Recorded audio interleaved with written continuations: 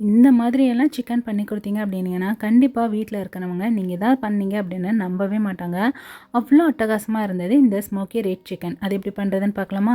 வீடியோக்குள்ளே போகிறதுக்கு முன்னாடி நம்ம சேனலை இன்னும் சப்ஸ்கிரைப் பண்ணலைன்னா சப்ஸ்கிரைப் பண்ணி வச்சுக்கோங்க. இப்போ ரெசிபிக்கு நான் இந்த மாதிரி சிக்கன் தை பீசஸ் வந்து எடுத்து வச்சுருக்கிறேன். நீங்கள் வந்து லெக் பீஸ் கூட எடுத்துக்கலாம். இந்த மாதிரி நல்லா வாஷ் பண்ணிவிட்டு அதில் நடுவில் இந்த மாதிரி ஒரு கட் கொடுத்துருங்க. அப்போ தான் மசாலாஸ் வந்து நல்லா உள்ளே இறங்கி நல்லா டேஸ்ட்டாக இருக்கும்.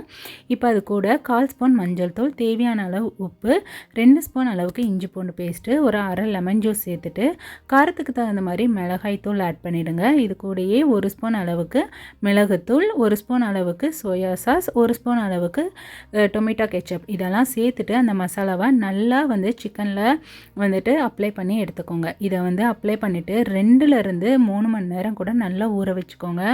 எந்த அளவு சிக்கன் ஊறுதோ அந்த அளவுக்கு டேஸ்ட்டு ரொம்ப அட்டகாசமாக இருக்கும். 2 மணி நேரத்துக்கு அப்புறம் பார்த்தீங்கன்னா ஒரு பேனில் 1 ஸ்பூன் அளவு ஆயில் மட்டும் சேர்த்துட்டு நம்ம ரெடி பண்ணி வச்சுருக்க சிக்கனை ஆட் பண்ணிவிடுங்க. ஆட் பண்ணிவிட்டு எக்ஸ்ட்ரா இருக்கிற மசாலாவெல்லாம் மேலேயும் சிக்கனில் வந்துட்டு அப்ளை பண்ணி எடுத்துக்கோங்க. இதை வந்து மீடியமில் வச்சு குக் பண்ணுங்கள். அப்போ தான் நல்லா வெந்து வரும்.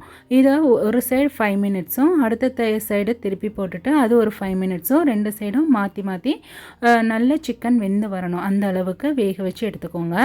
இது நல்லா வெந்து வரணும். எக்ஸ்ட்ரா மசாலாஸ் எல்லாமே கீழே இருக்கிறது எல்லாமே மேலே அப்ளை பண்ணிவிடுங்க. நல்லா உள்ளே இறங்கி நல்லா ஜூஸியாக இருக்கும். இந்த மாதிரி நல்லா சிக்கன் வெந்து வந்துடணும். நல்லா கம்ப்ளீட்டாக வெந்து வந்ததும் இப்போ ஒரு பிளேட்டில் மாற்றிட்டு நடுவில் கொஞ்சமாக ஒரு குட்டி பவுல் வச்சுட்டு நடுவில் இதில் சார்கோல் ஆட் பண்ணிவிடுங்க. ஆட் பண்ணிவிட்டு இதில் கொஞ்சமாக நெய் விட்டு அப்படியே அந்த ஸ்மோக் வரும்போது க்ளோஸ் பண்ணி வச்சுடுங்க. இது ஒரு 2 மினிட்ஸ் அப்படியே இருக்கட்டும்.